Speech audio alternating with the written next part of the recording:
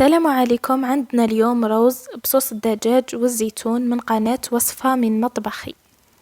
في مقلة واحدة أخرى ديري زيت ومرقارين هما يذوبوا لحي لهم روز، تكوني نقعتيه من قبل نص ساعة في ماء سخون ومن بعد صفيتيه. للأمانة أنا ما نقعتوش، ماكش عندي الوقت، لحتو هكذاك. قليه شوية ومن بعد لحي له كركاس تاع دجاج ولا جنحة ولا وش حبيتي.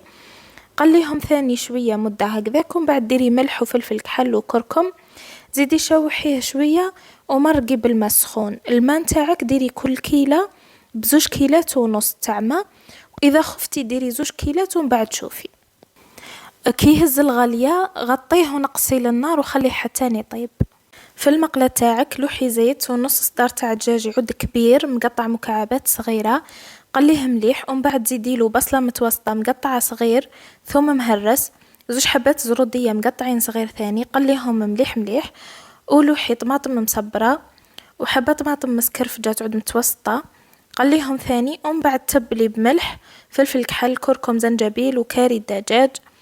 بعد ما تشوحي توابل ثانية تدي النكهة تاعهم، ديري زيتون خضر مقطع شرائح ورند، ومن بعد ما تقلي ثاني الزيتون مرقي بماء سخون.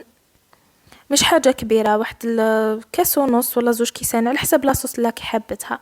غطي على لاصوص على نار هادية حتى يطيب الدجاج وكلش، ومن بعد قوي لها شوية تخثر لك لاصوص هذيك وقدميها مع الروز. جبنين ما شاء الله، كي الروز كي لاصوص هذيك، جو هايلين مع بعضهم. يعطيك الصحة صاحبة الوصفة، ونتلاقوا في فيديو أخرى بإذن الله.